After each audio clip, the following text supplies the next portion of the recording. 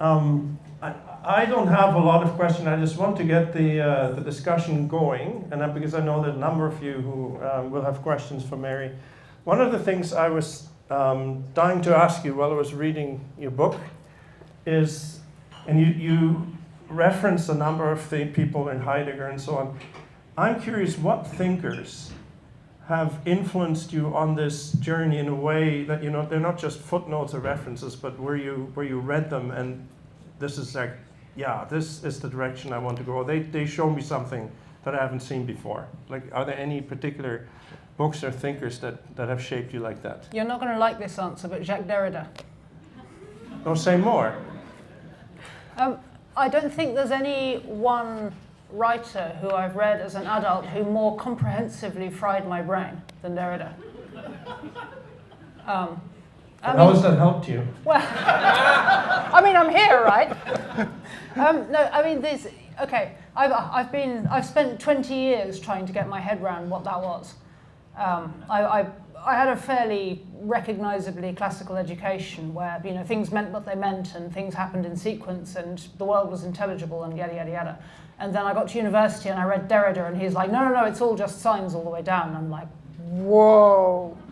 But the thing is, once you see the deconstructionist thing, you can't unsee it. And actually, I think the only thing he gets wrong is in asserting that there's no meaning there, only power. That's the only bit he gets wrong. Actually, the sense in which the world is constructed of wibbly wobbly, meaningy stuff is kind of true, in a way. And once you see the world like that, you can't unsee it. The only error, the only bait and switch there, in my opinion, and it's taken me 20 years to get to this point, is in asserting that because of that there's no there, and I just think that's not true.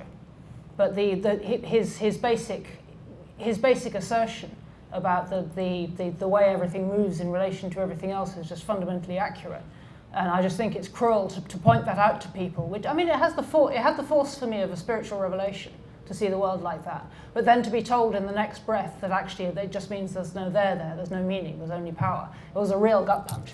It's just a really cruel bait and switch, and I'm honestly not surprised that young people read critical theory and just go mental, because it's just a really cruel thing to do to people. You offer them spiritual insight, and then you tell them that it doesn't mean anything. Like, how evil is that? But the fact that I've spent 20 years trying to reconcile what that is with how I think the world actually is a testament to how influential that particular writer is. So yeah, maybe you don't like that answer, but I think he's. And I mean, you know, you only have to look at the academic corpus that's been produced in the last 30 years to see how influential he is. And you know, I mean, it's not possible to reckon with where we are now without getting to grips with Jacques Derrida. Funnily enough, I find him much more readable now than I did when I first came across him. He's just perfectly lucid now. Back then I was like, what the hell is this? But now I'm just like, oh yeah, no, that makes perfect sense. Yeah, I get that. Well, it's fascinating. I mean, I had to read Derrida as part of the graduate studies, you know, when I was at UBC, of course. And I remember coming across an interview with him by Richard Carney, where he says, well, I never said that there's no meaning. All I said is that's kind of unethical to decide that there's one meaning. And I'm not sure how that is much more helpful, right. You know. But that's when I went over, dropped him, and started reading Gadamer, which was really helpful. So I'll add him to my out of control reading list. The other question I was a bit more heavy, maybe, and it comes out of my own experience recently, having given a lecture at Simon Fraser University, where I had a great discussion round with students. So let me set this up a bit. You have argued that we've lost the robust sense of ourselves as embodied souls, my paraphrase. You've made the point that this loss is largely due to a loss of metaphysics, right? The two causes, formal and final cause. The who we are and what constitutes a good life. So that there are objective, let's say, limits and borders and contours to what it means to be human. So the one question comes from a student that came to me, the other question comes from a different scenario. I won't reveal what the source is, but they're both, I didn't know what to say, and I'm wondering what you would say.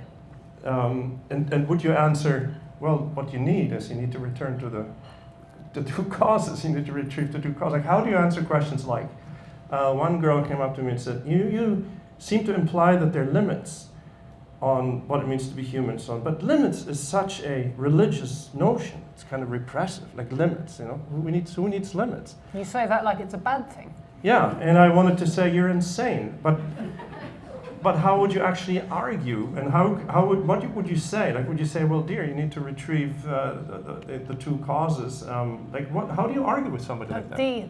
The answer I generally give to the people who say limits are bad is generally the argument from being a mum. In the sense that, like, if you're a mum to a small baby, you can't, and your baby wakes up at 4 in the morning and she's crying for milk, you can't very well just roll over in bed and be like, yeah, no, I don't want to. You can't do that. I mean, no psychologically normal, ordinary mum, no matter how smart or educated or where she comes from or whatever, is going to do that, right? It places constraints on what you can do. But the thing is, when you're there, you know, barring a very small subset of outliers where something's gone very wrong, you know, that's what you want to do. So there's a sense in which, yes, it constrains your freedom, but also what comes with that is such a fullness of joy and reward and just other brilliant things. You know, even if it sucks a bit to get up at 4 in the morning in the moment, you know, in the grand scheme of things, it's fine, because this is. And I think this is the argument that I would make. You know, a little bit like when you're pregnant, there are certain things it's not recommended to eat. You know, you shouldn't go and drink a bottle of wine if you're 3 months pregnant. This imposes limits on you. Is that a problem? Not really, no. You know, because in the normal course of things, you want to be a mum, you want your baby to be physically healthy, and you're fine with the constraints. And I think that just opens the doorway to thinking a little bit more concretely. And perhaps that's the more general takeaway from it, that actually, you know, thinking about limits in the abstract is a daunting thing. But when you think about limits in a concrete way, actually it feels intuitively much more palatable, right, and much more intelligible. Yeah. You know, you think about limits in, you know, you can't go for a month without food. That's a limit. Like, so what? You know, when you think about limits instead as a set of guidelines which direct you towards a positive and flourishing and fulfilling life, you know, you can see it as a positive set of directives too, rather than a set of constraints withholding you from. Yeah, and maybe that's the problem, because that's right. I mean, this was a young woman, and clearly it was in the abstract in some ways, but you may only be able to experience all this if you actually enter into situations where these limits then are real, right, when they matter. Maybe the second similar point along these lines is simply proving your point that you've made in the lecture, which was, I don't know how to phrase this delicately. I was talking to a younger person, and they related to me that, or revealed to me some of the sexual practices that are currently apparently going on among teenagers and so on. And I was just stunned at that. And then, you know, I don't want to elaborate. And then this person said, as long as consensual. As long as consensual. So again, there doesn't seem to be an objective criterion for what's bad and what's good. So what does one do with that? But I guess it just proves that what you've been saying, right? The disassociation from. To be honest, at this point, I think you have to just say things. You have to be like, no, that's wrong and disgusting. Don't do it. Oh. You know, sometimes people are actually just really happy to hear that.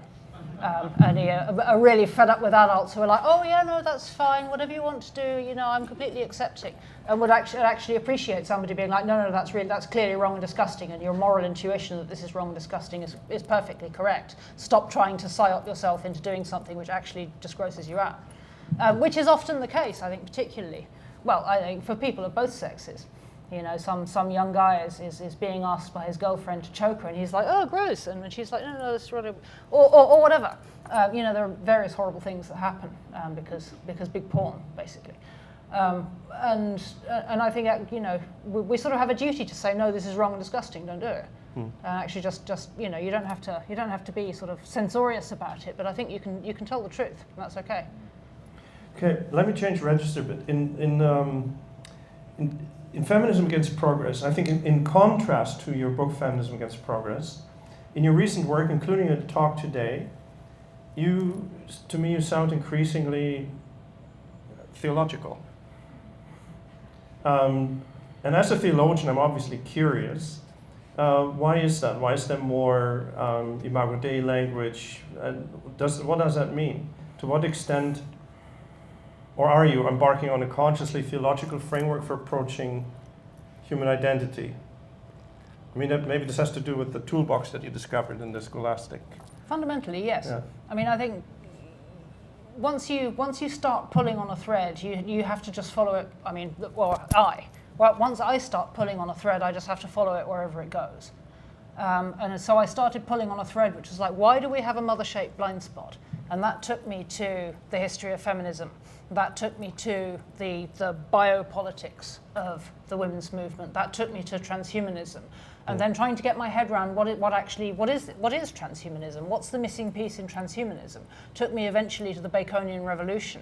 And it's not possible to make sense of the Baconian Revolution unless you understand what preceded the Baconian Revolution, which is scholastic metaphysics. And at that point, you might as well just be doing Christian theology. Or at least, it's not possible in an intellectually honest way to engage with that material without fully understanding it, which means you have to read Thomas Aquinas. Or at least read somebody who writes about Thomas Aquinas if you're dumb like me. But yeah, you can't not engage with the material because that's actually just where that line of reasoning goes. That's it, really. So is there a possibility that you might move toward, I teach a lot of patristic theology and early ancient world stuff, ancient culture stuff, and for them the incarnation, for instance, is just a huge, massive symbol and rallying point for this kind of anti-Gnostic, embodied language. Yeah, yeah, absolutely. It would be great just to be able to say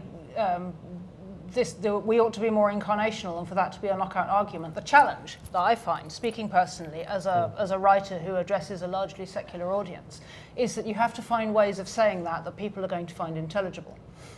You have to meet people where they are, I've found in practice that the no Aquinas rule is a real thing. You can't, the moment you say Thomas Aquinas, people are like, yeah, no, I'm bored now, I'm going. You can't do it. You have to be incredibly, incredibly parsimonious with your references to any of this metaphysical stuff. And you really have to unpack it because it's difficult stuff.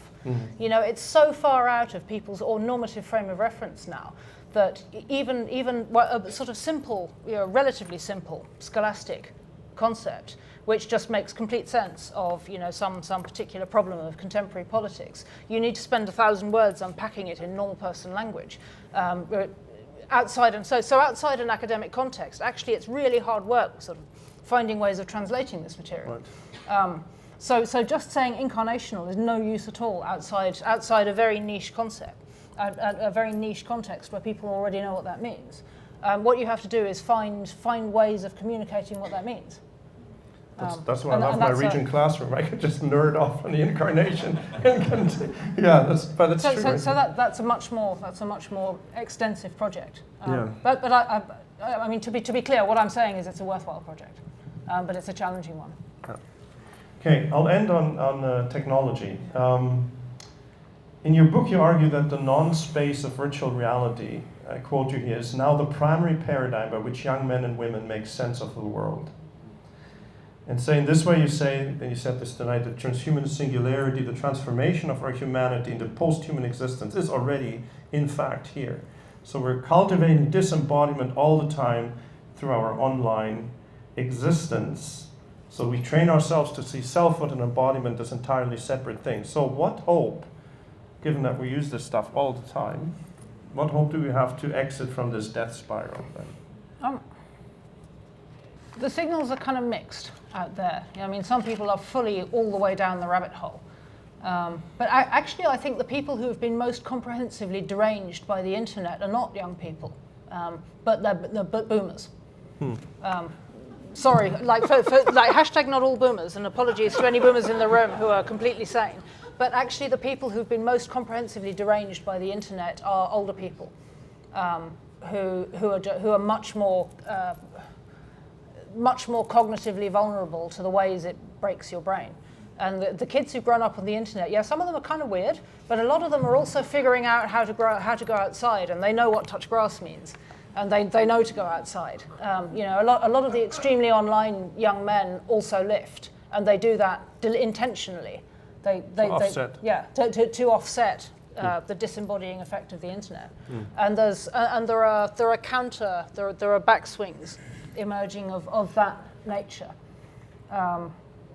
I don't think it's a doom scenario. I think some people are going to lose it completely, but not everybody. And actually humans in aggregate are more resilient than a sort of doom scenario would suggest. Yeah, so your fundamental hope is that human nature will assert itself somehow. It will not be able to... Yeah, absolutely. I don't think it's possible to demolish human nature. I don't think the Baconian project can be turned back on humans ourselves. I just don't think it's possible.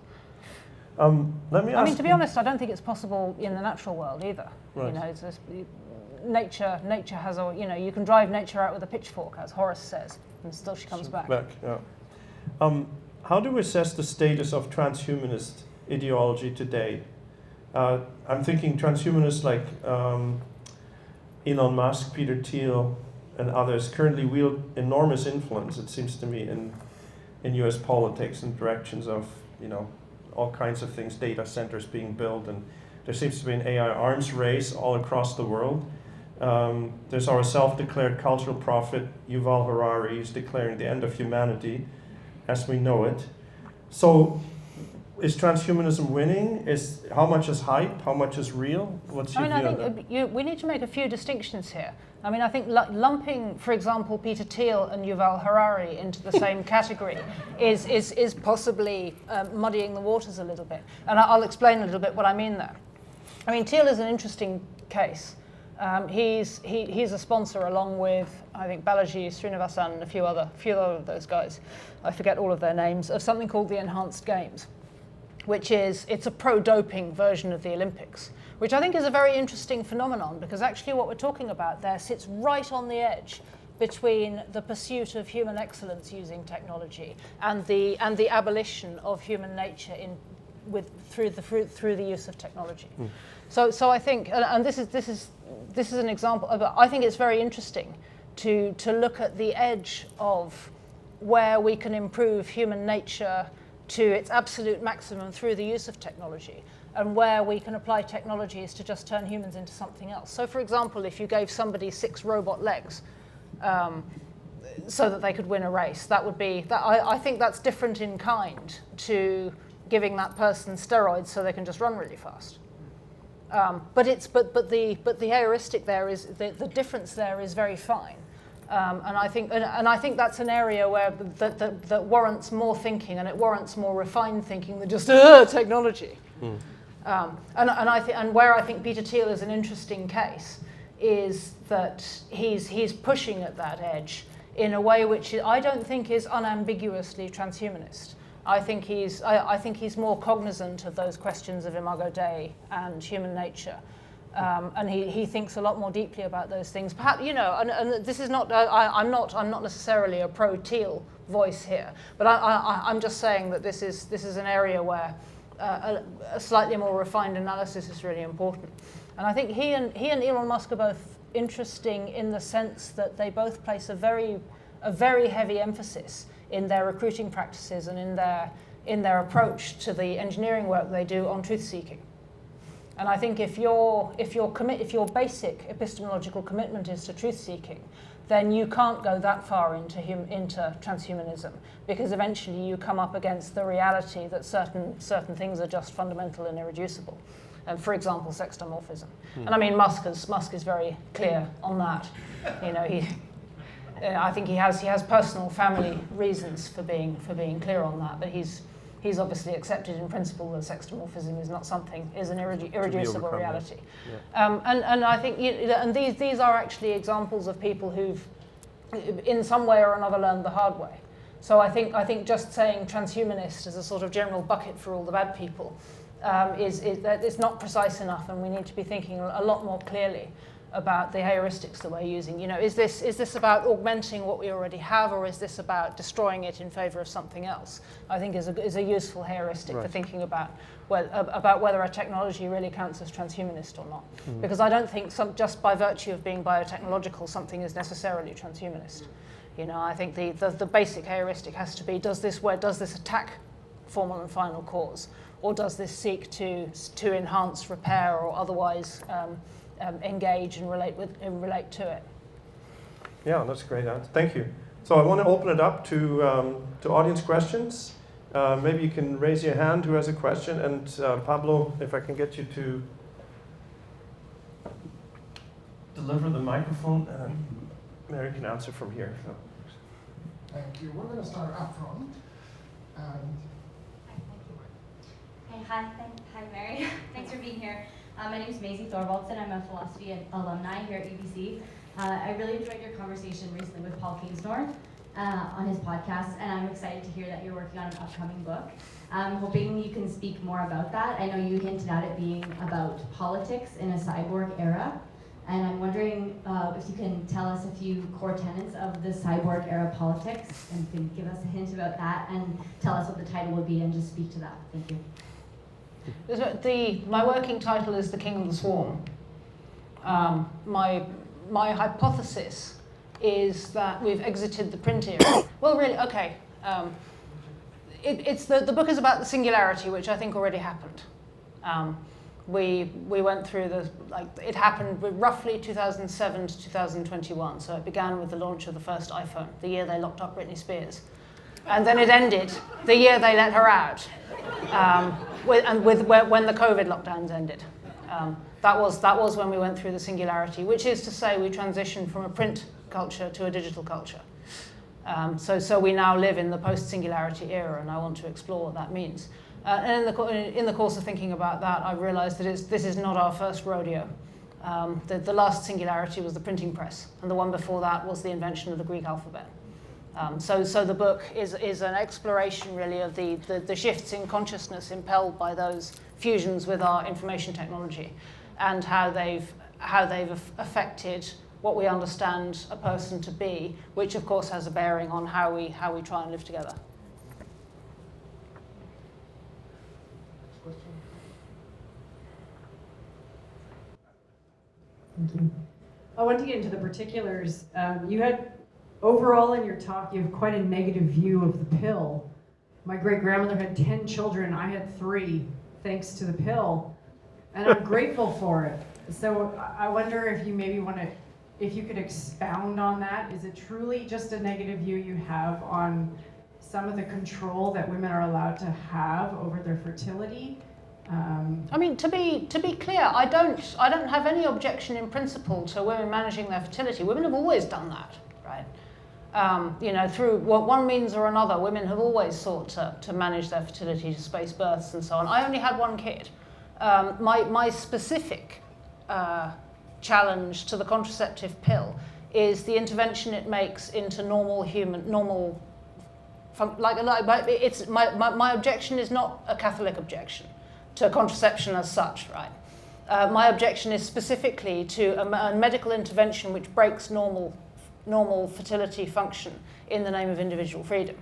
And I don't see, in principle, why somebody shouldn't seek to manage their fertility through other methods which are less invasive and less psychoactive and less disruptive to normal female functioning. I don't know if that clarifies for you at all. Like, I don't think you did something wrong and should have 10 children. I only had 1. Right? You have a question over here. Thank you, Mary. Could you expound upon the ancient temptation to Gnosticism and how it shows up in the controversies you're describing? Okay, so this is interesting. Again, I'm probably wildly more ignorant. This is not something I should be pontificating about from here, when everybody here is probably a theologian, and I'm sitting next to one, right? I should probably just bat this one over to Jens. But what I find really interesting about what I call meat Lego Gnosticism, as distinct from the version of Gnosticism which prompted the Albigensian Crusade, like the ancient heresy, which got put down by the Knights Templar, is that the ancient Gnostic heresy, and you're going to have to correct me here if I get this wrong, Jens, took as its basic presumption, the idea was that the created world is bad. It was created by a demiurge, and it's bad and evil and corrupt, and we should escape it for a higher Platonic world of forms. So it was a sort of riff on Platonism. Did I get that right? Something like that. Okay, something like that. And the idea is that there's a higher, better, purer world of perfect idea that we should leave this disgusting, corrupted, created imitation world behind and return to. So that's the original Gnostic idea. And what I find, and actually, you know, it's easy. Like there's a sort of intellectually lazy analogy people make between the internet thing and the Gnostic heresy, where people are like, oh yeah, you know, they just want to escape into a world of pure idea and therefore it's Gnosticism. But actually, I think what's more interesting is the difference between the Gnostic heresy and what we have now, and the sort of internet disembodiment, in the sense that the internet version of disembodiment explicitly disavows the existence of a world of forms. It's sort of aggressively anti-Platonist. It's aggressively anti any kind of spiritual reality. And what it basically says is that we should be able to escape this disgusting, corrupted world of embodiment into whatever the hell we want. But it's up to you, because there's no there. There's just whatever it is that you create for yourself. And I think that's fundamentally different and actually kind of worse. It's kind of darker. Because what it suggests, you know, there's no perfect, pure ideational world which we all share that we can escape into. There's only just what the realities that we create for ourselves. So it's not just anti-embodiment. It's also anti-community. It's anti-social as well as being anti-embodiment. All it really promises is that everybody can be there plugged in their personal version of the matrix. Yeah. I think that's possibly a more important distinction. It's more important to draw the distinction. We are ready for the next question. David.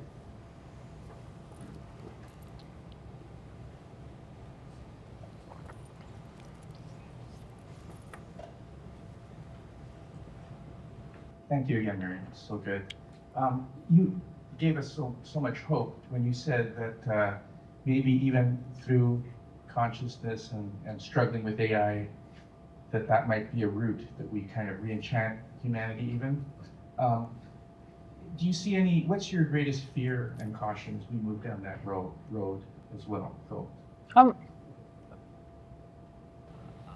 I think it's very easy to get the idea that re-enchantment is going to be nice. But like, re-enchantment's already here, and it's kind of nuts. Like, you know, where we have full-on apocalyptic religious war in the Middle East. You know, we have death cults springing up left, right, and centre. You know, there's Tucker Carlson's talking about being physically attacked by demons. Like, re-enchantment is kind of crazy. There's a lot of it about, and it's kind of unnerving.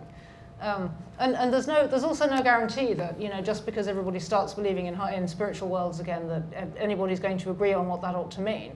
You know, it doesn't mean everybody's all going to sign up to become, you know, respectable mainline Protestants. Anything but that, really. I mean, I don't really know. You know, we're probably going to get, you know, apparently the quiet revival is a thing. You know, lots of people are becoming ortho bros or traditional Catholics or whatever.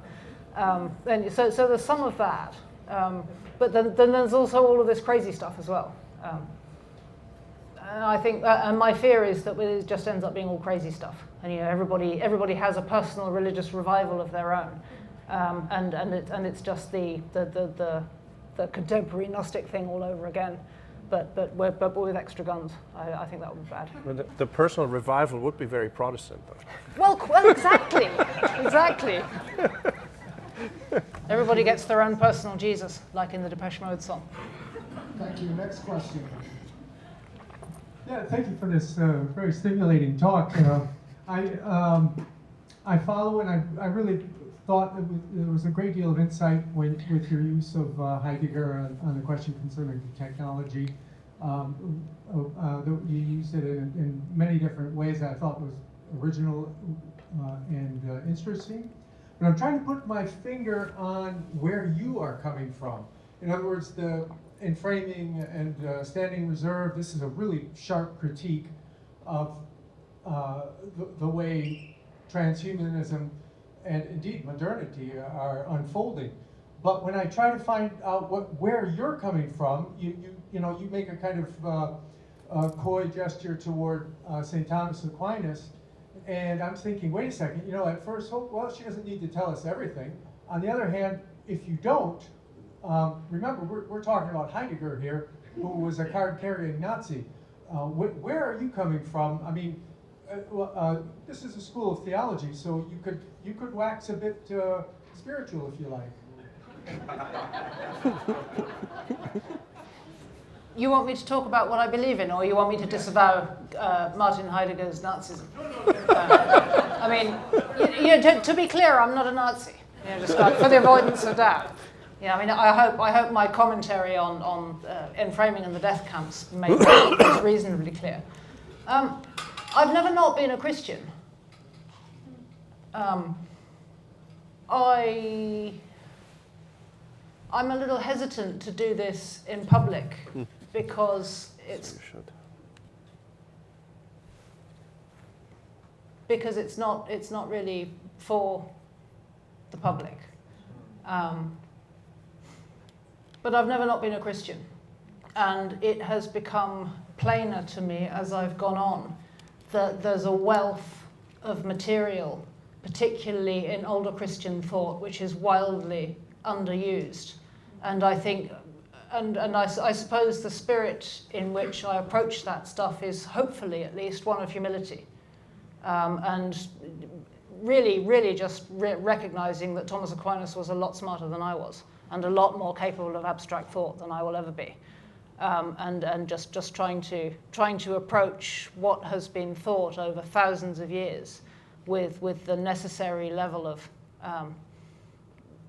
humility, and to see what I can salvage from that with my limited capacity to understand, and what I can offer to other people, or what I can translate really into some form which is valuable for people now.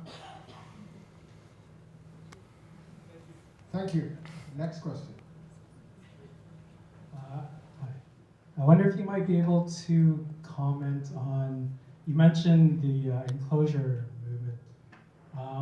It seems to me that there's a connection between the dissolution of the monasteries. Yes. And you mentioned like medieval metaphysics. So I admittedly I am Catholic, and England used to be known as the Dowry of Mary. And so the contemplative, I would say, Marian metaphysic had been replaced or co-opted with a bourgeois metaphysic, which had been exported globally in my research and understanding and opinion. So specifically, I'm asking about if you have comments on the dissolution of monasteries. Actually, on a purely, I didn't get into it because it was kind of too much of a sidebar to my argument, and we didn't have all night. But I mean, if you're going to talk about the entry into market society,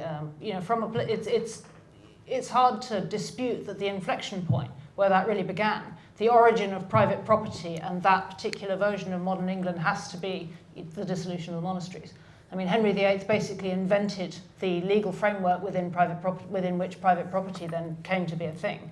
And it also began the process of enclosure. It began the process of the displacement of peasants from the commons. It began, I mean, it also ended British winemaking for pretty much 500 years, because nobody else thought in the lengths of, in the sort of extended time arcs that you need to build serious vineyards after they tore down the monasteries.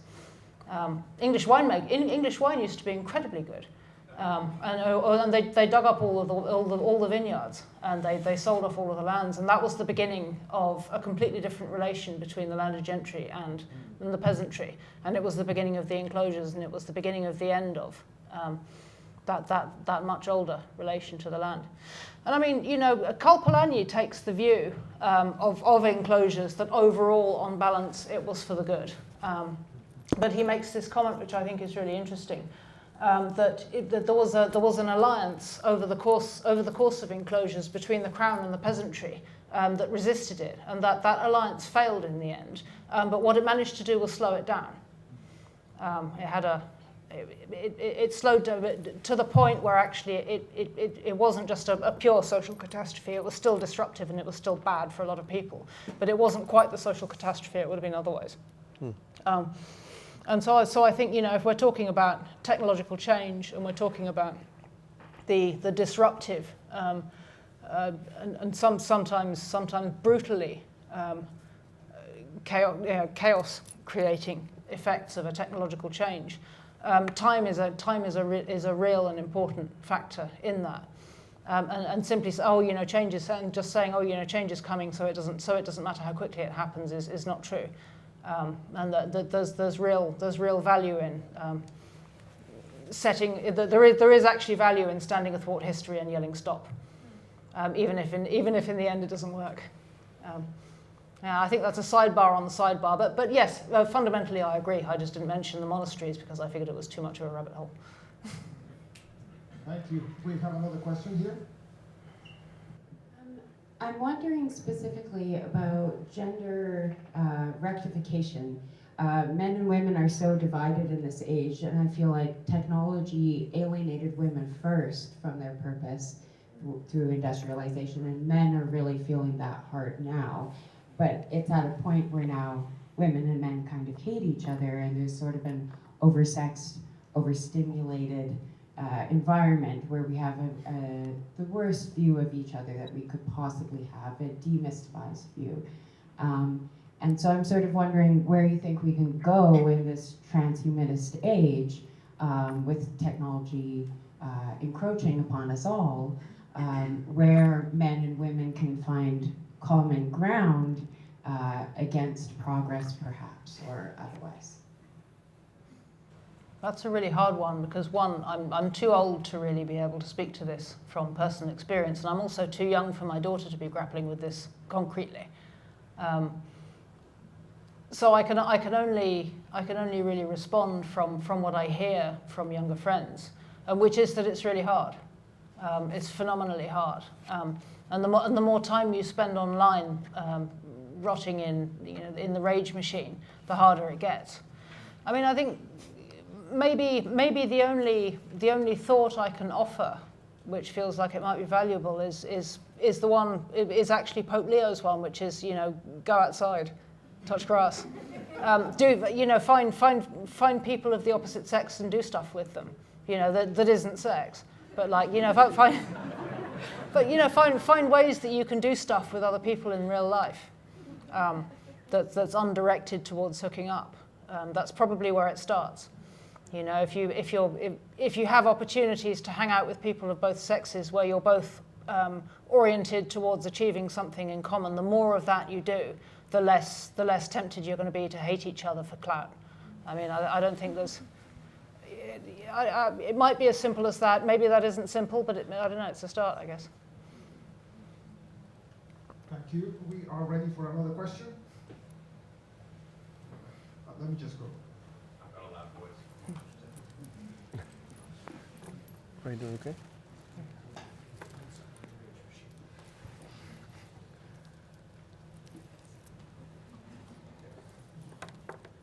I wanted to ask, given your account of the age of the machine, we all kind of wake up and we're inheritors of that and surrounded by its artifacts. Maybe just a bit more of a kind of practical question. How do you think about living well in the age of the machine, given that we just kind of come into this, we inherit this, both on a personal level and then for those of us who are thinking about that in community? What does it mean to live well in the age of the machine? Is that kind of principled refusal? Is that kind of wise use? I know that's a huge question, but I'd be interested to just think about how you think about that personally, living well given all these things. It's sort of difficult to say in a general sense, but the only thing speaking completely practically, the only thing I've found that helps is a slightly unhinged set of ascetic practices.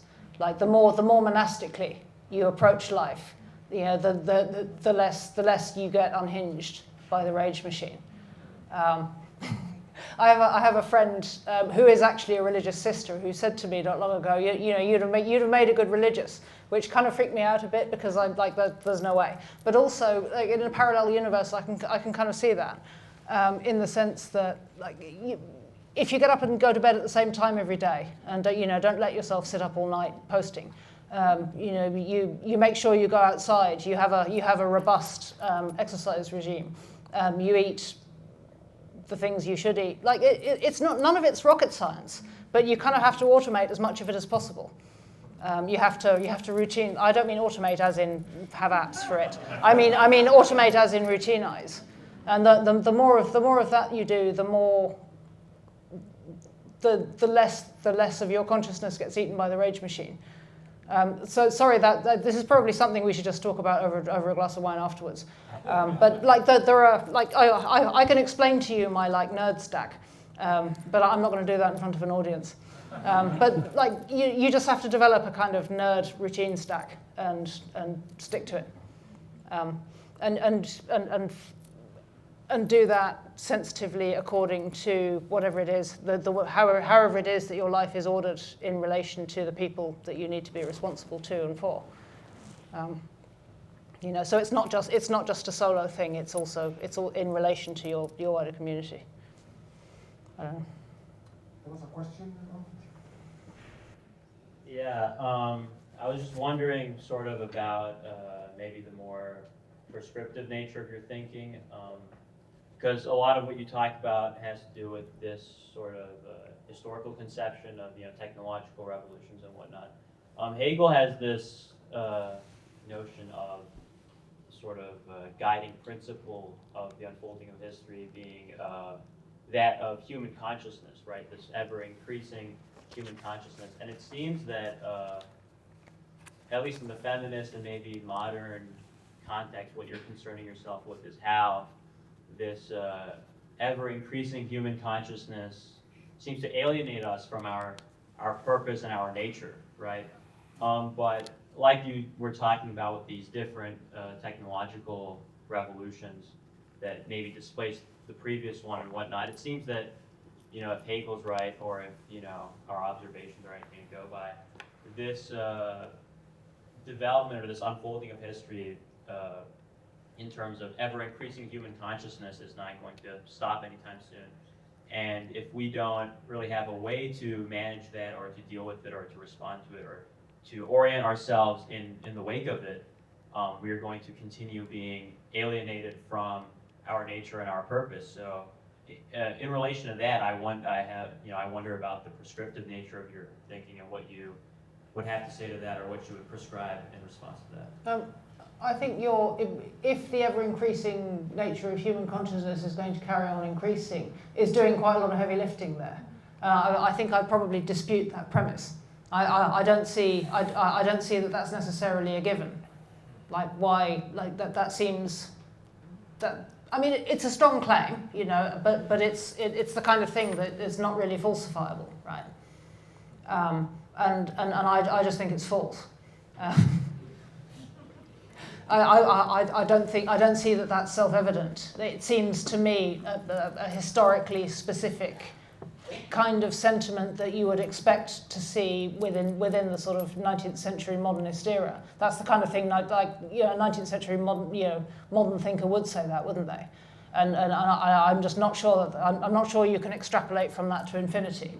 And basically the entirety of my thinking begins from the premise that no, in fact, that doesn't extrapolate to infinity. So I think we'd probably need to kind of butt heads for a bit to find enough common ground to figure out where we go from here, or what we agree on about where we go from here. So because I just think I dispute the Hegelian paradigm, like pretty much in its entirety. Good, I'm glad you said that. Yeah, thanks, Mary. So you start your book and your talk today critiquing the Martin Luther King Jr. quote, the arc of the, I don't know the exact quote, the arc of the universe bends towards justice. But it seems to me a deeply Christian notion, at least for King, in terms of formed by his Christian notion of justice and quoting the prophets in his speeches. So what's the difference between progress theology in maybe a Christian concept of progress, ultimate fulfillment? Are we going somewhere?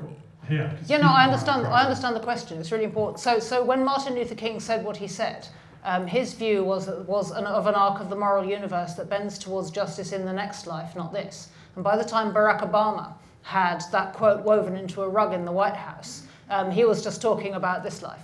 So really the difference between the Obama version of the arc of the moral universe and the Martin Luther King version is transcendence. You know, but by the time we get to Barack Obama, we're immanentizing the eschaton. And I think that's the fundamental mistake. That's the difference between progress theology and the Christian kind, is that for progress theology, it's all immanent. And for Christian theology, it assumes the life of the world to come. Which links to your Hegel thing. It does. Yeah.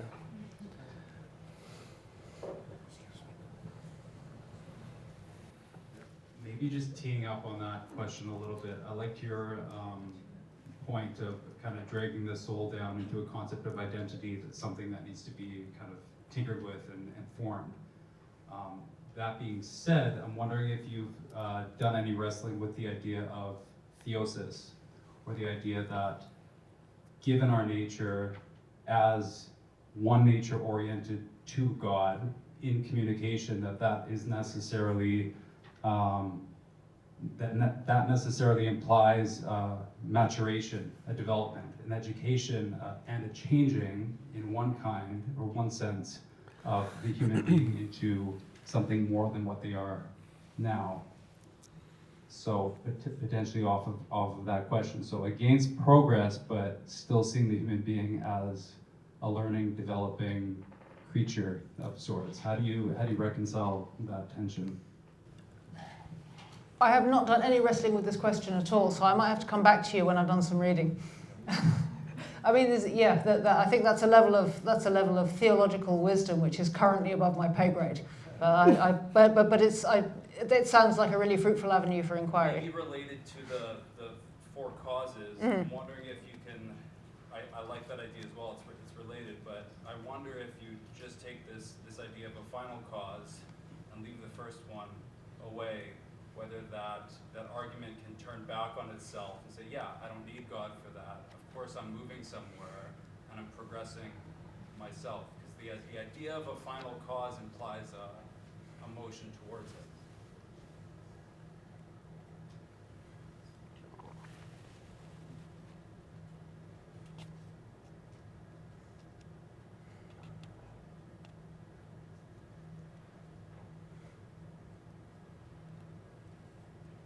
Can you do formal and final cause without any kind of theological component? If I remember, I might have to bat this off again to Jens, who's the metaphysician here, not me. But if I remember rightly, in scholastic metaphysics, the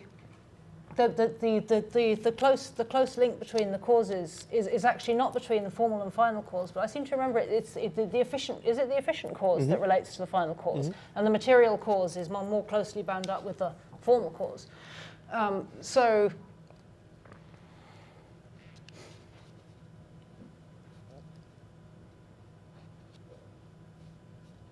probably the important gloss here is actually the one that comes from Heidegger, which is that it's a mistake to think of causality at all in linear terms, and that actually you need to think of them as multiple facets of the ways in which something is responsible for something else. To be honest, but probably the big gap in my understanding here is I just don't know enough about what you mean by theosis, because I need to read more. But if you want to send me a reading list, please do, and I'll answer you in a year when I've read it. Another question?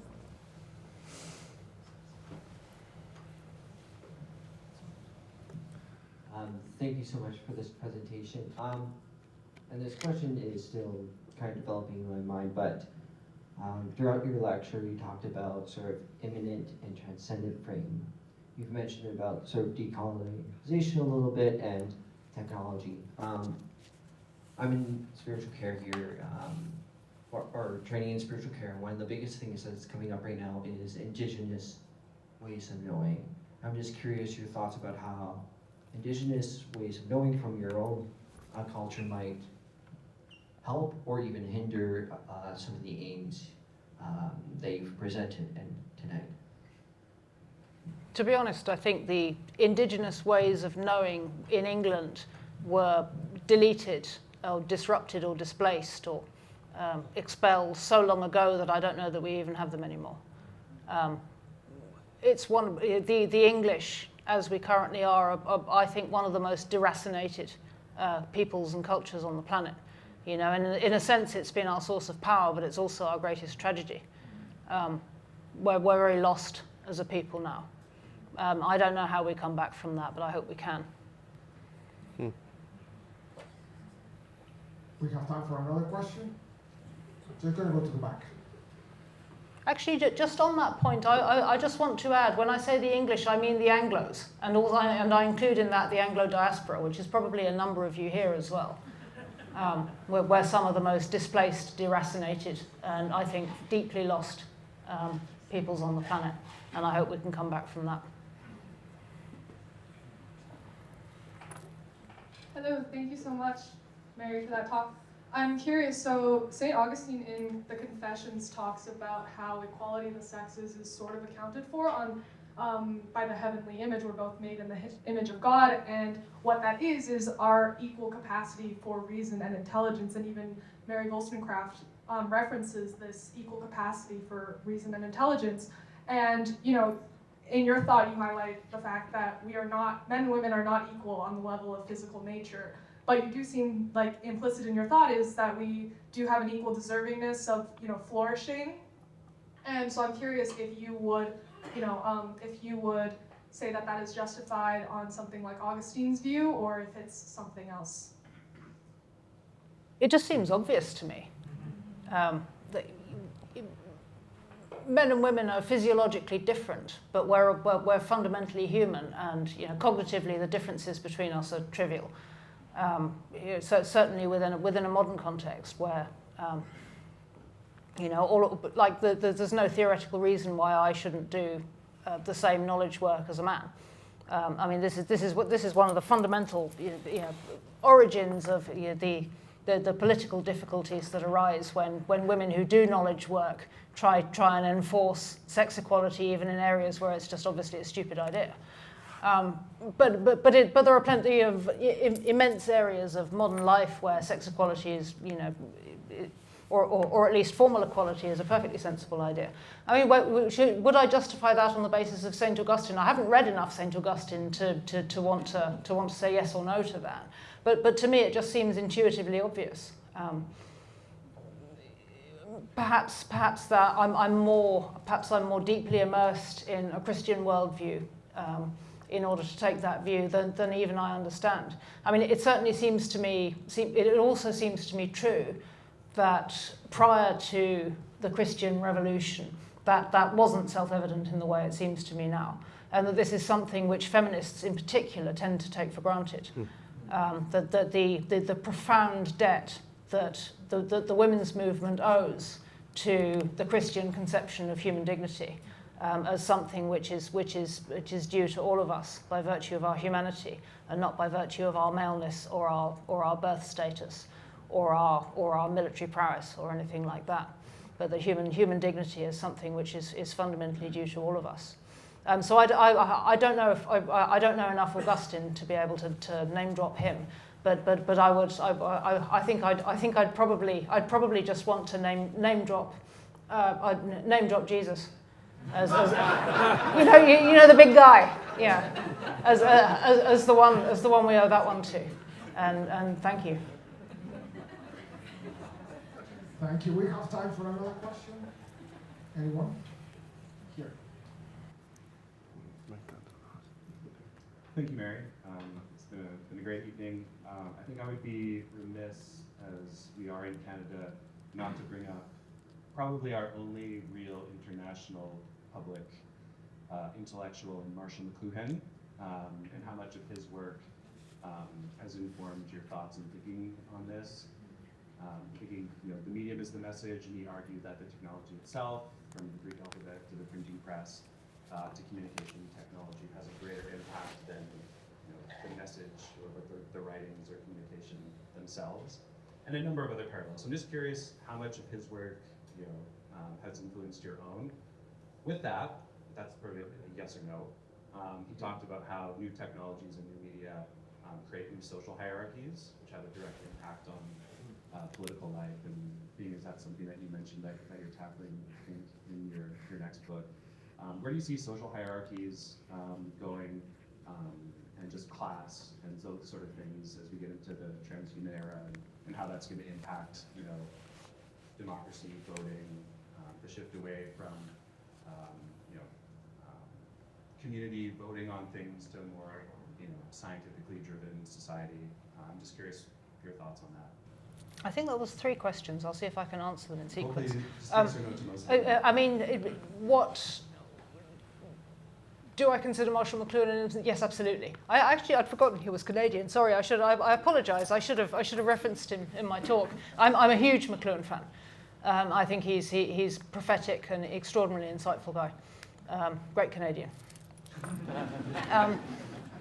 Yes, absolutely. He's influenced my work very profoundly. Where do I think? Where do I see social hierarchies emerging in the consequence in the course of current developments in tech? I think one very concrete, I think perhaps the most salient instance where I anticipate this emerging is in the cognitive changes, and this again is a very McLuhanite idea. He writes in the Gutenberg Galaxy about the cognitive impact of the printing press, and I mean his general argument, his general shtick is about the mind-altering effects of technology, and I. Drawing as well on Walter Ong, who I think was a contemporary of McLuhan's, and they influenced one another. I surmise that one of the effects of, just as one of the effects of spreading literacy through the printing press was to alter people's consciousness, and in ways which helped to drive the inception of mass democracy. I think.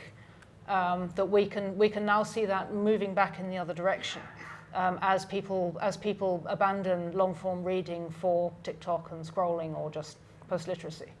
I think the impact of post-literacy is phenomenally reactionary from a democratic point of view.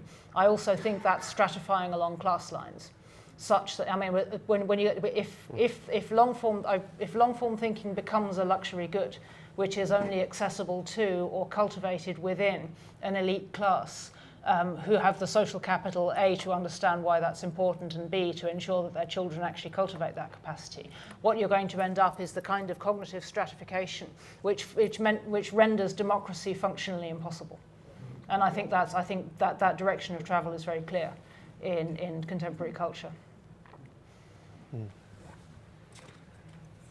Thank you. Is there another question?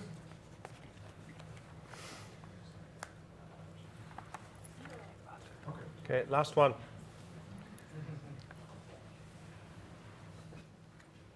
Thank you, Mary. Tagging on to this young lady's question about, we have equal value as far as genders go, and I think the 2028 Olympics just announced that they weren't going to entertain transgender athletes. So, on one end we have these, no longer the distinction between 2 genders in the Olympics, and then on the other end we have Peter Thiel and the Super Olympics, or Transhumanism Olympics. So I wonder if you have a definition of transhumanism in the light of the 4 causes rather than our quite reductionist 2 causes world that we swim in. I'm very jet lagged, so I'm going to struggle to do this in a pithy way. But yes, absolutely. I think, you know, just saying transhumanism is about using when we use machines to fiddle around with our physiology isn't. I don't think that's a sharp enough definition, and it's much easier to understand, or it's much easier to distinguish between biotech, which is restorative, and biotech, which is ameliorist. And it's easier to understand what's going on there if you're thinking about it in terms of the four causes. I mean, it's easier here to understand in the context of a concrete example. So I have a dental implant. I have a cyborg tooth. So technically, I'm a cyborg, right? They drilled a metal peg into my jaw and affixed a tooth to it. Sorry if that grosses you out. And I remember thinking about this a lot at the time, thinking, is that a transhumanist intervention or not? And I came to and I was like, okay, no, that's a pretty violent intervention in my face. I didn't enjoy it at the time. But I don't think it's a transhumanist intervention, because what it's doing is restoring something which would normally be there. So, like, it would be normal for me to have a tooth in that place. What I have is a prosthesis there instead. But what it is restorative. You know, if it had been replaced instead by a tiny CB radio or like something, you know, that would be a transhumanist intervention. And so did you see the distinction? And so one of them is a restorative intervention with reference to the normative human form. And the hypothetical CB radio, which I can use to broadcast to my friends or whatever, is an interruption of that normative formal cause in pursuit of some random desire I have to be able to radio people from my face. And they're fundamentally different in kind. You know, I mean, I can't radio people from my face, to be clear. It's just a false tooth. But I don't know if that clarifies that, and it's a slightly finer heuristic for understanding what we mean when we talk about transhumanism than just it's a medical intervention which is violent and invasive. Because I think it's really like, you know, is a pacemaker a transhumanist intervention? I don't think so. Like, yes, it's a mechanical intervention which is actually housed inside your own body, but it's ordered to normal physiological functioning. It's not trying to make the human heart do something it doesn't normally do. It's just trying to restore it to normal functioning. And the same goes for a false tooth. But there are other theoretical interventions which could be transhumanist. Like if like let's say Elon gets his way and manages to implant chips into people's brains that allow them to control a computer using their thoughts. That's straight up transhumanist, because there's no way that's not ordered to any sort of normative human functioning. That's an attempt at enhancement. And I think that's always the heuristic. Is it restorative or is it meliorist?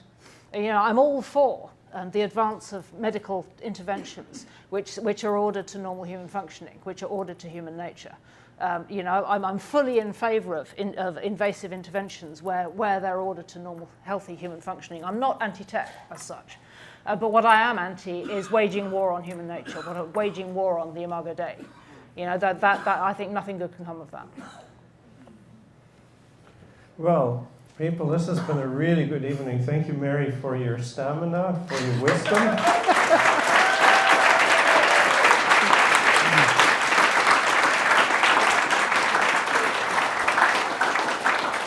And I can only say, as far as parity is concerned, your knowledge work far exceeds this old guy's knowledge work. I thank you for the time that you've given us, for the clarity of your thought.